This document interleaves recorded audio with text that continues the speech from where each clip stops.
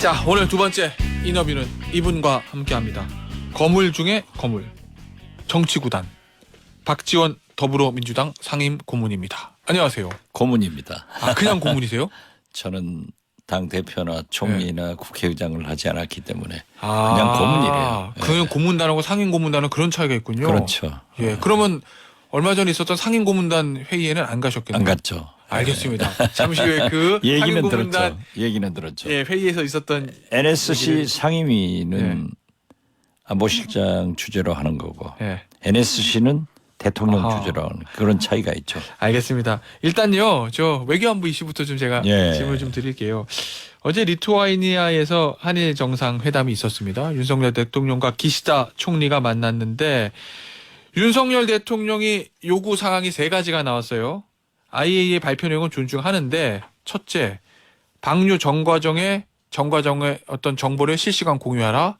두 번째, 방류 과정에 우리 측 전문가를 참여시켜라. 세 번째, 그리고 방류의 위험도가 높아지면 즉각 방류를 중단하고 우리에게 알려달라. 이렇게 세 가지를 요구했거든요. 거기에 기시다 총리는 알겠다. 만약에 방류하다가 답변 안 문제가 했죠, 기시다 총리가. 세 개 중에서 세 번째 거는 받았어요. 아, 그런데 방류 그렇게 과정에 문제가 말씀하시면 안 생기면 되지. 알려드리겠다. 답변 안 한 거예요. 아, 그렇습니까? 네. 예. 일단 그럼 윤석열 대통령 이 요구 사항을 어떻게 보세요? 그 하나만 한 요구예요. 이미 방류가 됐는데 예. 방류를 막으시는 말씀을 해야 대한민국 대통령이지 방류를 인정하는 말씀을 한 것은 일본 총리가 하는 얘기예요. 그리고 예. 윤석열 대통령이 세 가지를 요구한 것 그 자체가 예. 방류를 전제하고 인정하고 하는 거예요. 그러면은 방류하지 마세요. 이렇게 강하게 얘기했어야 당연하죠. 된다. 대한민국 대통령은 예. 방류하지 말아달라. 우리 국민의 84.5%가 방류를 반대하고 있잖아요. 예. 심지어 태평양 군도 또 일본 국민도 환경단체도 후쿠시마 어민들도 반대를 하잖아요. 그런데 이런, 예. 마치 대한민국 대통령이 일본 총리처럼 얘기를 하는 것은 안 되죠. 뭐 여당 쪽에서는 그런 얘기도 하던데요. IAEA 보고서가 나온 상황에서 현실적으로 일본의 방류를 막을 방법이 없다면 이렇게 안전성을 확보하는 방안으로 가는 게 현실적인 거 아니냐라는 여당 쪽의 반응에 대해서는 어떻게 보시나요? 그것은 일본 총리 노릇하는 거예요. 아, 윤석열 그렇습니까? 대통령이. 예. 윤석열 대통령은 대한민국 대통령입니다. 그리고 IAEA에 대해서도 알프스 검증을 한 번도 하지 않았어요.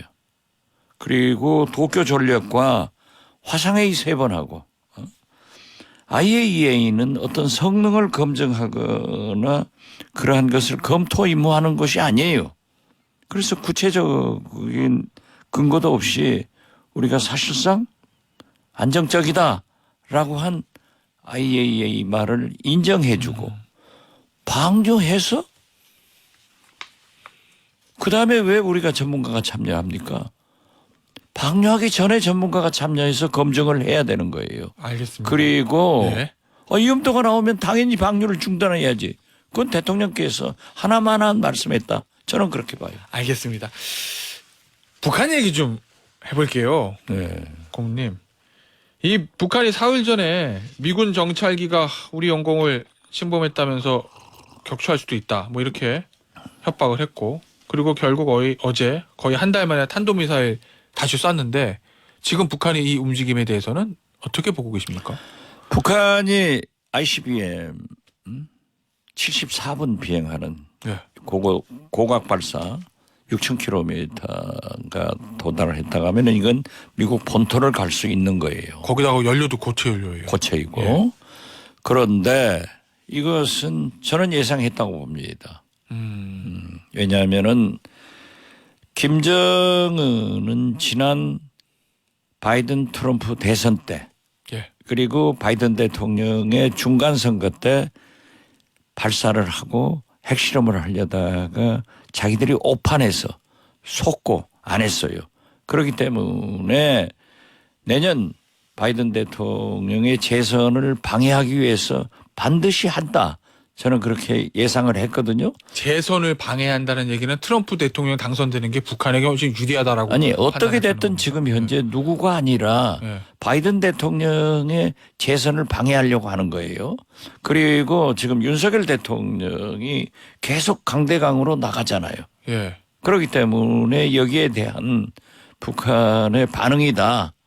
그렇지만 어떻게 됐든 ICBM을 발사한 것은 유엔 안보리 위반 사항이고 예. 제재가 되겠죠. 그렇지만 지금 현재 북한 핵 문제를 일본이 지금 북일 대화를 하고 있잖아요. 예. 자기들끼리. 예? 그것을 일본으로 맡기고 윤석열 대통령이 강대강으로 저렇게 나가는 것은 결국 북한의 핵을 또는 ICBM 그러한 기술을 시설도 증설되고 기술도 향상되는 시간을 주고 있다. 저는 그렇게 봅니다. 그 미국 정찰기가 영공을 침범했다면서 격추할 수도 있다.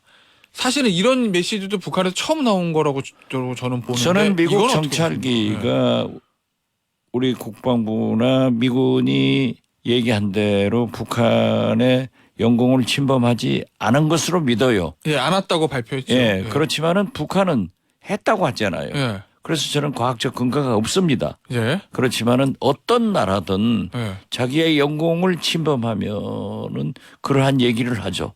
자, 러시아 비행기가 중국 비행기가 우리 카디즈 들어왔을 때 우리도 출동하잖아요. 어떤 다른 어떤 정치적인 목적이나 그런 것이 있어서 나온 발언은 아니라는 저는 뭐 말씀인가요? 예. 그렇게까지 확대는 하지 어허. 않습니다. 어떻게 됐든 예. 지금 현재 김정은은 예민해가지고 예.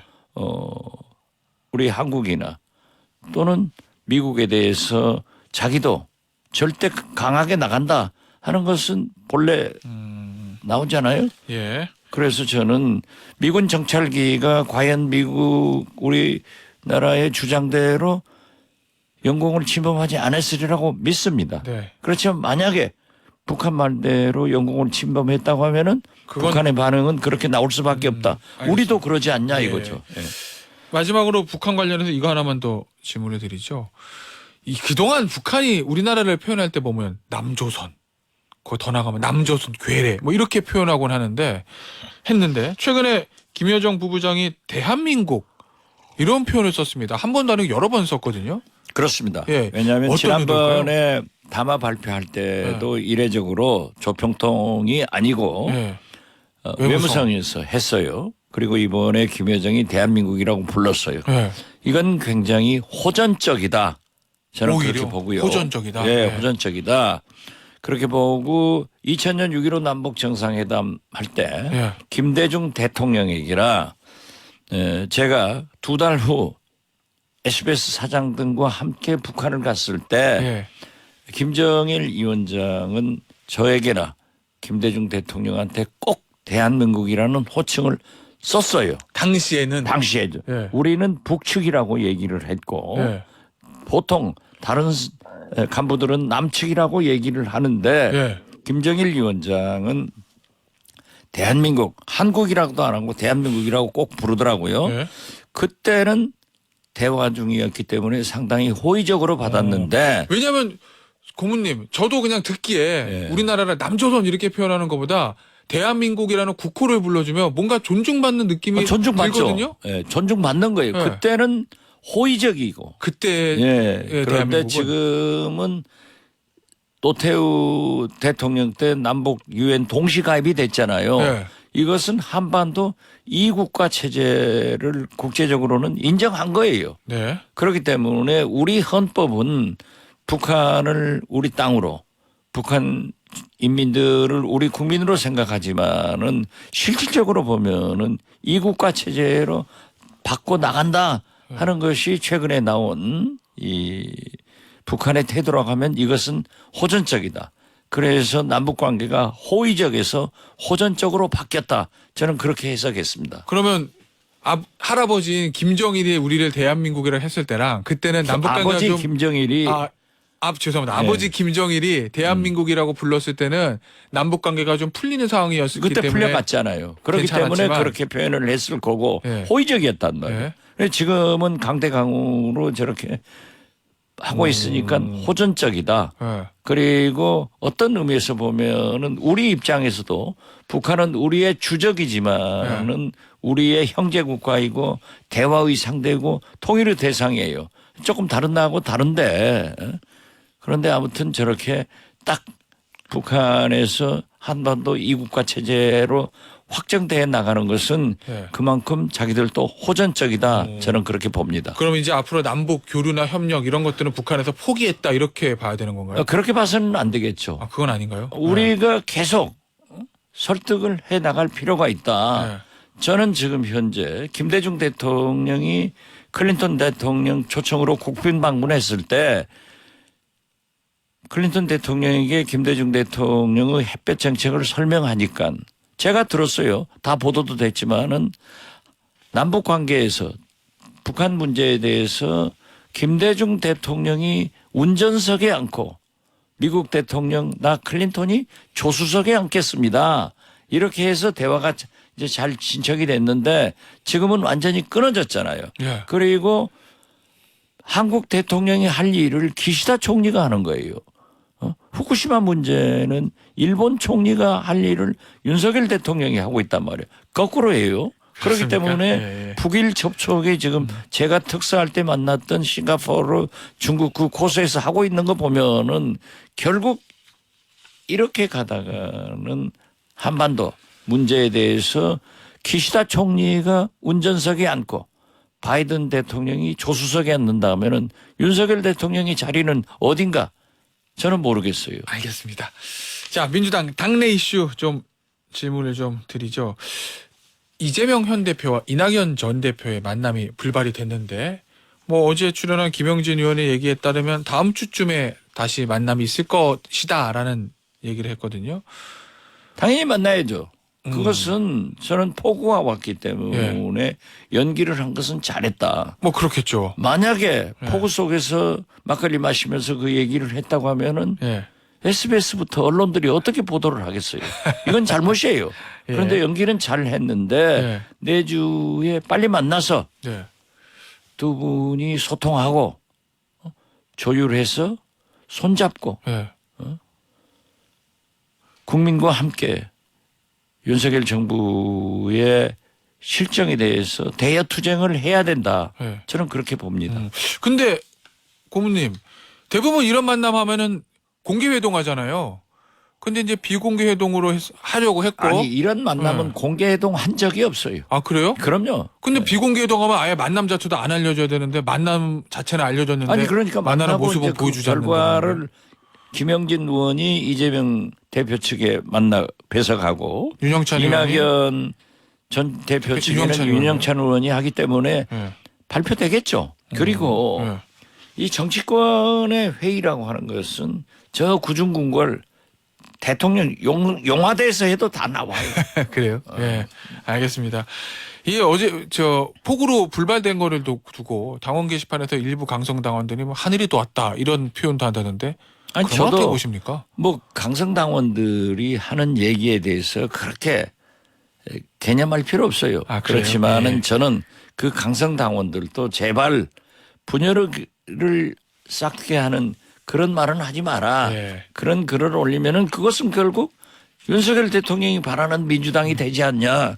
국민이 바라는 민주당이 바라는 두 양이 씨의 회동은 단합하고 강한 민주당으로 만들어가는 것이다. 저는 예. 그렇게 생각해요. 그 이상민 의원이 유쾌한 결별을 하자 이렇게 발언했다가 당에서 징계를 받았는데 이상민 의원의 이 유쾌한 결별 이 발언은 어떻게 결별은 유쾌하지 않아요.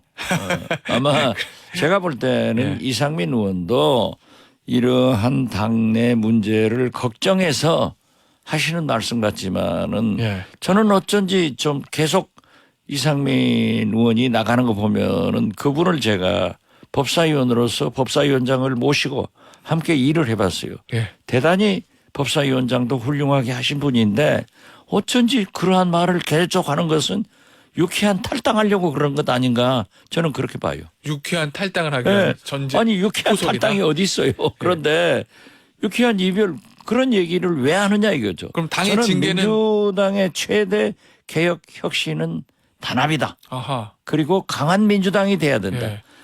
김대중 총재는 79석을 가지고도 정권 교체를 사상 처음으로 했어요.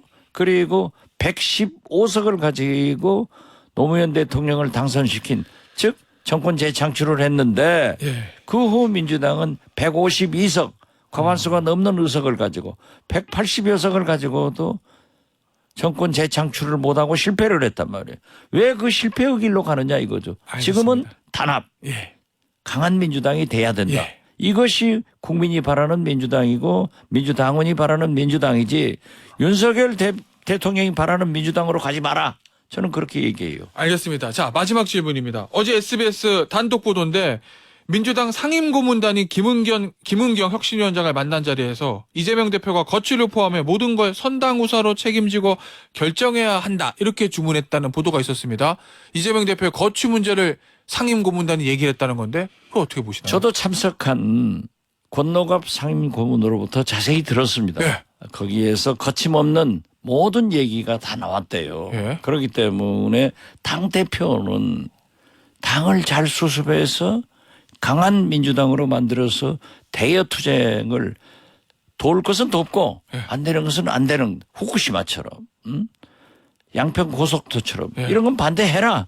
그렇지만은 살신성인의 모습으로 해야 되고 선두에 서서 해야 되고 책임지는 모습도 보여야 된다 하는 원론적인 말씀을 하셨고, 이 김은경 혁신위원장에 대해서 전폭적으로 예. 지지하는, 지원하는, 그래서 꼭 성공시키라는 그런 격려의 자리였다. 저는 그렇게 말씀을 들었습니다. 이재명 대표 나가라 이렇게 얘기한 게 아니라 그런 원론적인 얘기는 얘기를 전혀 하는 거다. 없고, 예, 전혀 없고. 알겠습니다. 그 SBS가 좀 과잉 보도했죠. 알겠습니다. 오늘 여기서 마무리하도록 하겠습니다. 더해요, 좀. 박지원 민주당 고문이었습니다. 감사합니다. 네, 감사합니다.